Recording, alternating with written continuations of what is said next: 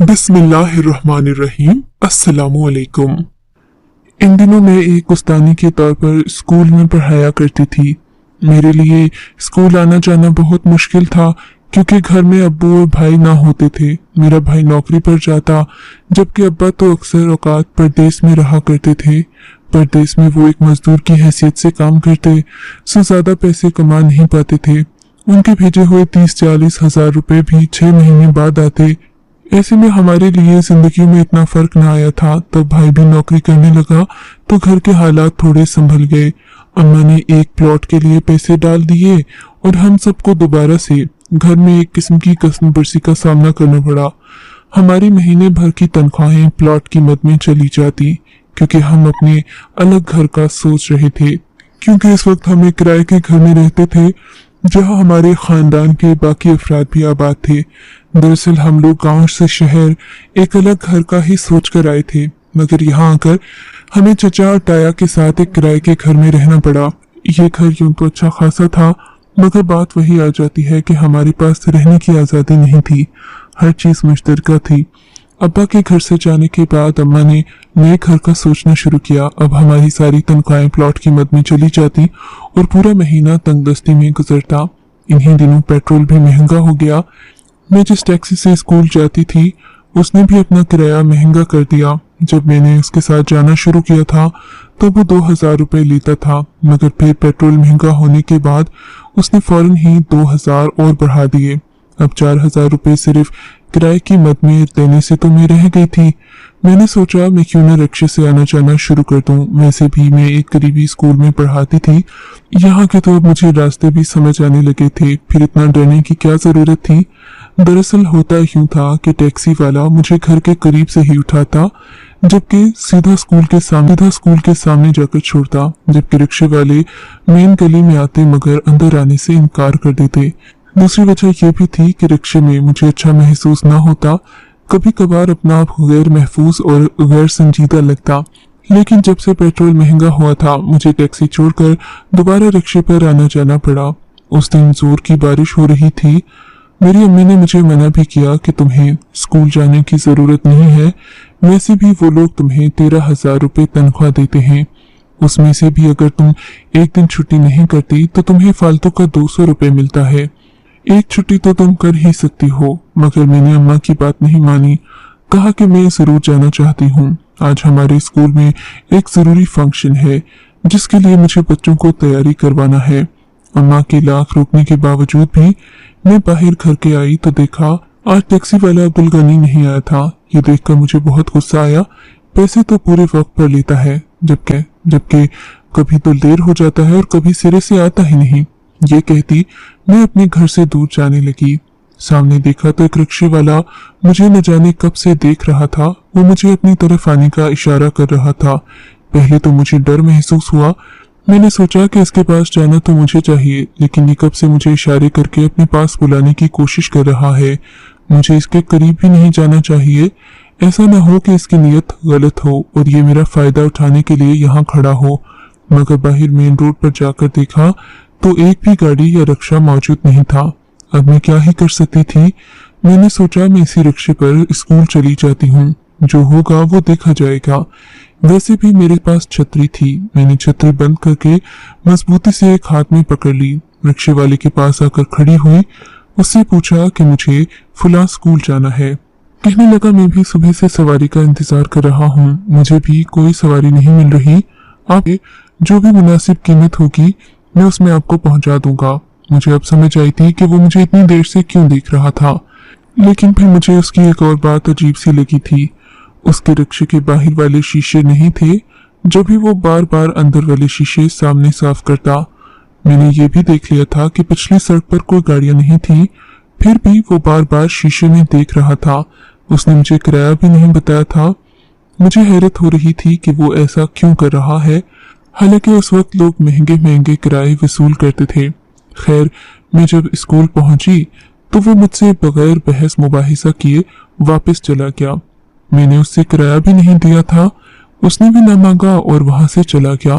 मैं दिल ही दिल में शर्मिंदा होने लगी कि मैंने खामखा ही बेचारे पर शक किया। उसने तो मुझे सही वक्त पर सही जगह पर उतार दिया था। मैंने उस पर शक करके गलती की। स्कूल के अंदर आ गई। माहौल मामूल के मुताबिक था। मैं पढ़ाने में मसरूफ हो गई, मगर आज मुझे कुछ बेचैनी सी महसूस हो रही थी।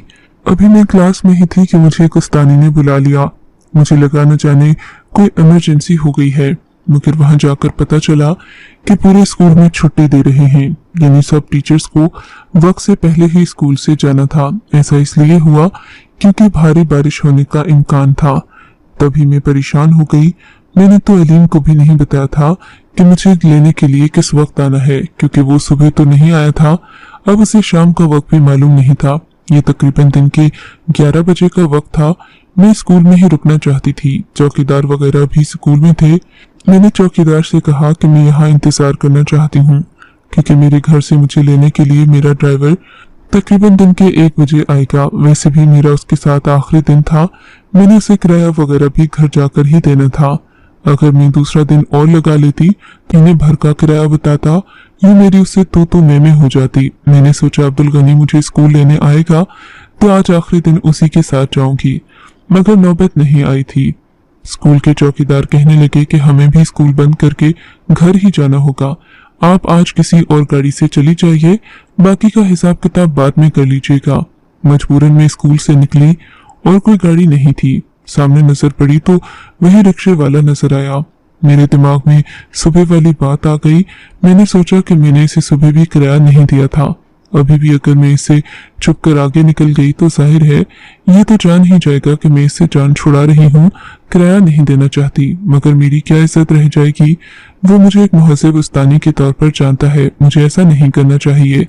ये सोचकर मैं जल्दी से उसके रिक्शे में आकर बैठ गई। वो रिक्शे को साफ करने लगा और शीशों को मेरी तरफ करते हुए मेरा अक्स शीशे में देखने लगा। अब मुझे फिर से गड़बड़ महसूस हुई तो मैंने उसे वाज़ेह बोल दिया, भाई अगर आप यही शीशे साफ करते रह गए तो मैं उतर कर चली जाऊंगी। मैंने आपको सुबह वाला किराया भी अदा करना है, आप फिक्र न कीजिए, और खुदा के लिए जरा अपनी नजरों को संभाल कर रखें। मैंने ये बात उससे की तो वो सर झुका कर बैठ गया। मुझे उससे ये उम्मीद नहीं थी। अमूमन रिक्शे वाले बदतमीजी पर उतर आते हैं, मगर वो ऐसा नहीं था। उसने मुझसे बहुत तमीज से बात की। कहने लगा, माफी चाहता हूँ, आइंदा ऐसा नहीं होगा। आइंदा मतलब? मैं तो चाहता हूँ कि मैं आपको रोजाना लेने आया करूँ। मेरे पास और कोई सवारी नहीं है बीबी जी। आप मेरा लिहाज करेंगी तो मैं भी आपको वक्त पर लेने आऊंगा। आप तो जानती हैं पेट्रोल महंगा हो गया है। मुझे आपसे और कोई गर्ज या मतलब नहीं है। बस मैं आपके पीछे इसलिए आया क्योंकि आप स्कूल जाने वाली उस्तानी मालूम होती हैं। स्कूलों की उस्तानियां रोजाना ही स्कूल जाती हैं। यूं मुझे एक शिफ्ट मिल जाएगी। रिक्शे वाले की बात सुनकर मेरे दिल से, मगर उसकी हरकतें ऐसी नहीं थीं कि उस पर यकीन किया जा सके। जाहिर है पेट्रोल बढ़ने की वजह से सड़कें खाली हो गई थीं। कोई भी शख्स अपनी गाड़ी में पेट्रोल डलवाकर इधर उधर सफर करने नहीं जाता था। यूं मैंने भी सोच लिया कि चलो शायद यही मजबूरी होगी, इसीलिए मेरे पीछे पीछे फिर रहा होगा। खैर आधे रास्ते में थे कि उसने रिक्शा एक वीरान सी जगह पर रोक लिया। अब तो मेरे दिल की धड़कन तेज होने लगी। मुझे लगा जैसे ये कोई अगवाकार हो, अभी मुझे उठाकर कहीं ले जाएगा और मैं बस अपनी बातें करती ही रह जाऊंगी।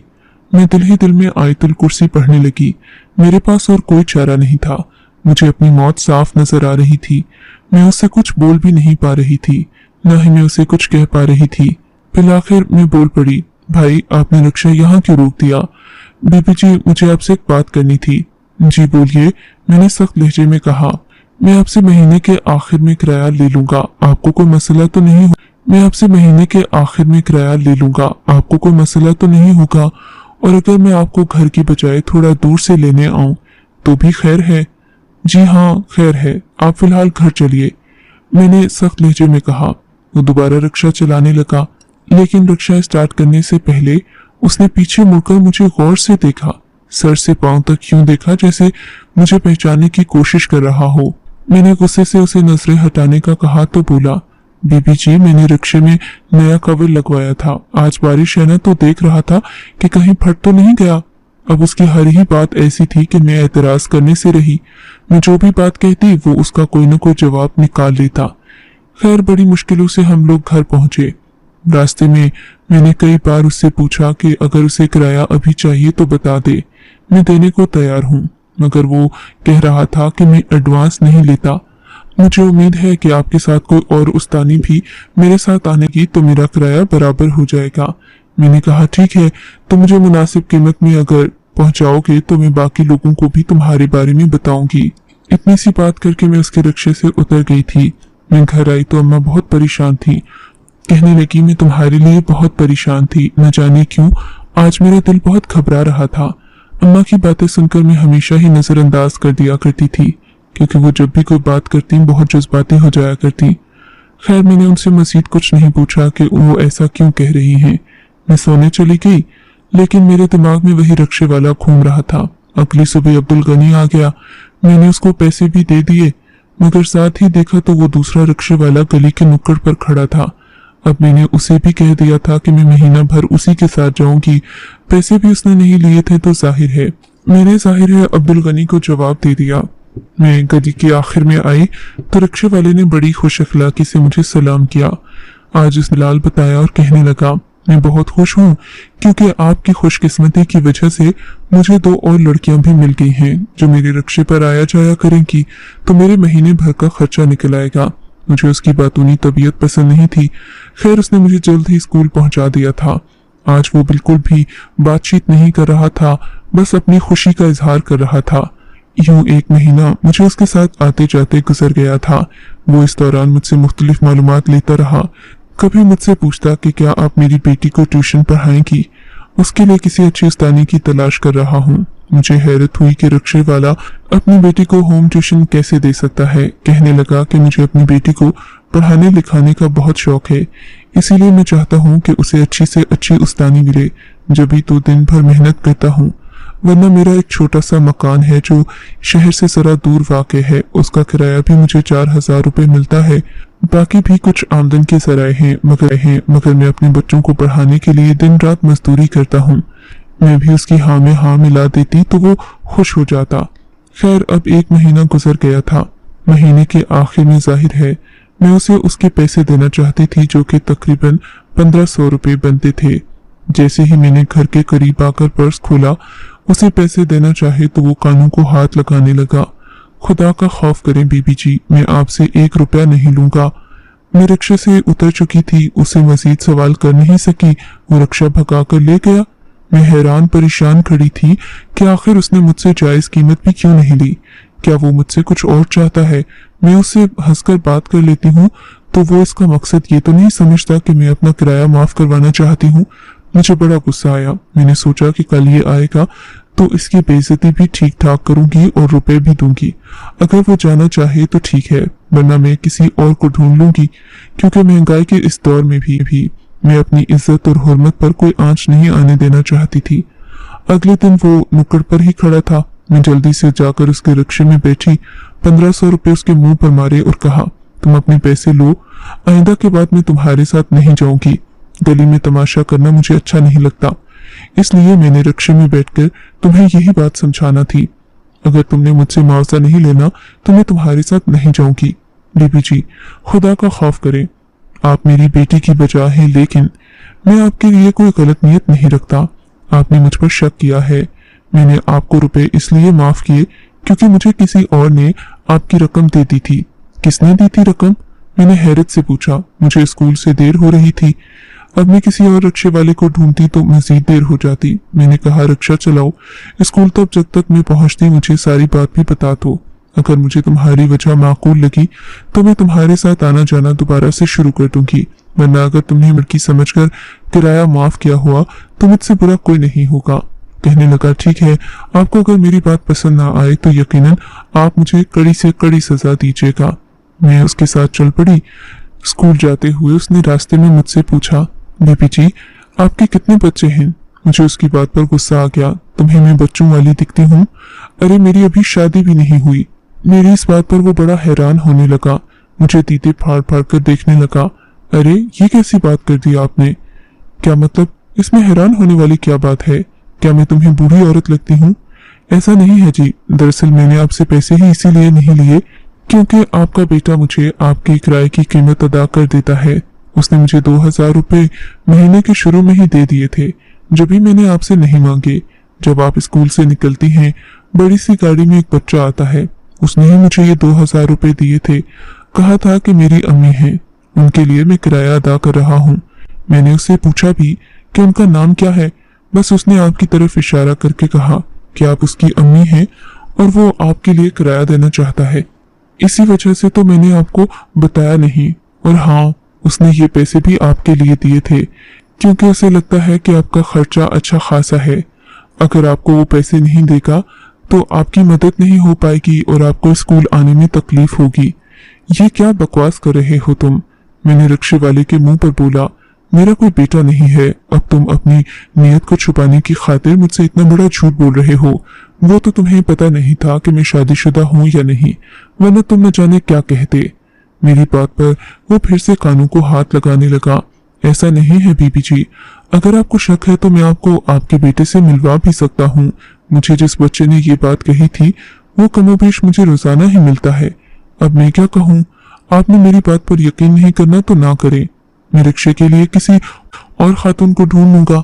यही होगा कि मुझसे एक अच्छी सवारी चली जाएगी। आज तक मैंने आपसे कोई गलत बात नहीं की, मगर आप न जाने मुझे क्यों इतना घटिया समझती हैं। उसके ताने कोसने सुनकर मैं भी चुप हो गई। शायद ये सही कह रहा हो, लगता है कि किसी को गलत फहमी हो गई है। अच्छा ठीक है, तो मुझे उस बच्चे से मिलवा देना, लेकिन अगर उसने कोई और बात कही तो मैं तुमसे बहुत बुरा सलूक करूंगी, पहले बता रही हूँ। मेरी बात पर उसने हाँ में सर हिला दिया। बोला कि आप जो सजा देंगी मुझे मंजूर होगी, बस आप मुझ पर इल्जाम मत लगाइएगा। मैं घर आई तो बहुत परेशान थी। अम्मा मुझसे कहने लगी, बेटी हिफाजत से आया जाया करो, आजकल मैं तुम्हारे लिए परेशान रहती हूँ। खाना खाने के बाद अम्मा ने मेरा सर अपनी गोद में रखा और कहने लगी, मैंने ख्वाब में देखा तो बहुत मुश्किल रास्ते पर जा रही है, तुझे एक काले रंग का भैंसा आकर टक्कर मार देता है बेटी। मेरी अम्मा रूहानी किस्म की औरत थी, तभी उनको ऐसे ख्वाब आते जिनका मतलब अक्सर हकीकत में वक्त पर उन्हें समझ न पाती। अम्मा, आपको तो हमेशा ख्वाब ही आते रहते हैं, वो भी इतने भयानक कि मैं सुनकर ही डर जाती हूँ। आप खुदा के लिए ख्वाब न देखा करें। मैंने उनकी बात आज फिर मजाक में उड़ा दी थी, लेकिन अगली सुबह मेरे लिए कयामत की थी। मैं रिक्शे पर बैठी हस्बे मामूल स्कूल जाने ही लगी थी कि रिक्शे वाला आधे रास्ते में रिक्शा रोककर बोला, आपने अपने बेटे से मिलना है, यानी वो बच्चा जो आपको अपनी माँ समझता है? हाँ, मुझे बताओ वो कहाँ है और मुझसे क्या चाहता है? उसने मेरी रकम क्यों अदा की? मुझे लगता है कि वो घर वालों से पैसे चुरा कर मुझे देने आता है, या फिर उसे मैं अच्छी लगती होंगी, या हो सकता है कि स्कूल का ही कोई बच्चा हो। मैंने अंदाजे से कहा, मुझे नहीं मालूम बीबी जी, ये घर है। रिक्शे वाला उस घर के सामने रुककर बोला, इसी से वो बच्चा रोजाना आता है और आपके लिए रुपए दे जाता है, वही पैसे तो मैंने आपको दिए थे। रिक्शे वाले की वजाहत पर मैं उतर गई। अच्छा, क्या तुम उस बच्चे को बुला सकते हो? हाँ बिल्कुल, मैं उसे बुला सकता हूँ। आप दरवाजे पर बेल दें, वरना मैं यहाँ दस्तक दूंगा तो अच्छा नहीं लगेगा। आप पढ़ी लिखी हो, आपको कोई कुछ नहीं कहेगा। उसने इंतहाई आजिज़ी भरे लहजे में कहा तो मुझे भी उसकी बात सही लगी। मैंने दरवाजे पर बेल दी, तभी दरवाजा एक औरत ने खोला। वो बहुत खूबसूरत लग रही थी। जी आप कौन? मैंने पूछना था कि क्या यहाँ कोई बच्चा रहता है? जी हाँ, क्यों नहीं? कहीं आपका नाम समरीन तो नहीं?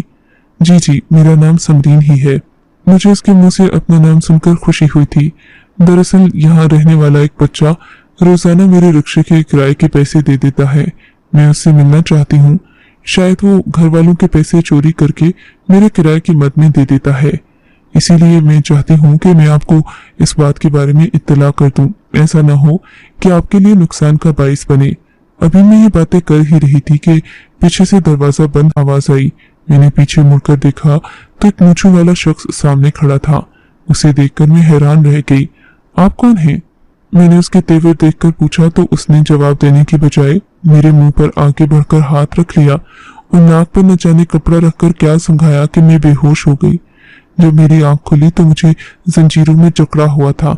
मुझसे कहने लगा, मेरा बेटा तुम्हारे बगैर न खाता है न पीता है। तुम जिस स्कूल में पढ़ाती हो वहां वो पढ़ने जाता है। मैं अपने बेटे से बहुत मोहब्बत करता हूँ। मेरी पहली बीवी 2 साल पहले मुझे छोड़कर चली गई थी। मेरा बच्चा अकेला रह गया। उस आदमी की बेढंगी बातें सुनकर मुझे बड़ी हैरत हुई और अजीब भी लगा कि ये कितना खबीस शख्स है। इसने एक शरीफ लड़की को घर से सिर्फ इसलिए उठवाया क्योंकि उसके बेटे की जिद थी। मैंने देखा उसका बच्चा वाकई मेरी क्लास में पढ़ता था। उसने मुझसे 2-3 बार कहा भी था कि मैं उसके घर आऊं, मगर मैंने कभी किसी के घर जाने की हिम्मत नहीं की थी, ना ही मुझे ये बात सही लगती थी। लेकिन उस वक्त वो बच्चा मुझे अपने सामने देखकर बहुत खुश था। किस्सा मुख्तसर करूं तो उस शख्स ने मुझे अपने साथ निकाह करने पर मजबूर किया। जब मैं ना मानी तो वो धमकियों पर उतर आया। मैं उसकी धमकियों पर ना आई तो वो मुझसे मिन्नतें करने लगा, मेरे पांव पकड़ लिए और बोला, मैं तुम्हें अगवा करके और कुछ नहीं कहना चाहता था, मेरी नीयत गलत नहीं थी, खुदा के लिए मुझे माफ कर दो। मैंने जो खेल खेला वो सिर्फ अपने बेटे के लिए खेला। जब तुम माँ बनोगी, खुदा तुम्हारे नसीब में नेक औलाद करे, तब तुम्हें मालूम होगा कि माँ बाप की तकलीफ और दर्द क्या होता है। तुम अगर मुझे बुरा समझती हो तो भले समझो, लेकिन मेरे बेटे की मोहब्बत को नजरअंदाज मत करो। मैंने उसके बेटे की तरफ देखा। वो खुशी से आकर मेरी गोद में बैठ गया। वो बहुत प्यारा बच्चा था, मुझे हमेशा वो अपना अपना सा लगता। मैं उसकी बातों पर गुस्सा तो बहुत हुई। उसने मुझे छोड़ दिया, मैं घर आ गई, लेकिन घर आकर बहुत बेचैन रही। जवान माकूल था, खूबसूरत था, और वो घर इतना बड़ा था कि जिसमें रहना किसी भी लड़की के लिए ख्वाब से कम नहीं था। अम्मा का बुरा ख्वाब तो सच हो गया, मगर अब हकीकत का वक्त था। फिर वो हुआ जो मैंने सोचा भी नहीं था। मेरा निकाह अदन सिद्दीकी से हो गया, जो इस शहर का अमीर तरीन शख्स था, मगर उसने मुझे हासिल करने के लिए गलत हरबा आजमाया। सिवाय एक इस बात की उसमें कोई बुराई न थी। मैंने अदन सिद्दीकी को हंसी खुशी कबूल कर लिया और उसने भी मुझसे अपने रवैये की माफी मांगी। आज मैं अदन को दिल से चाहती हूँ। हमारी शादी बड़े फिल्मी अंदाज में हुई, मगर हम दोनों एक दूसरे से बेपनाह मोहब्बत कर। आपको अगर ये कहानी अच्छी लगी है तो इस वीडियो को लाइक कीजिए और इस तरह की मजीद कहानियां सुनने के लिए हमारे चैनल को जरूर सब्सक्राइब कीजिए। कहानी सुनने का शुक्रिया।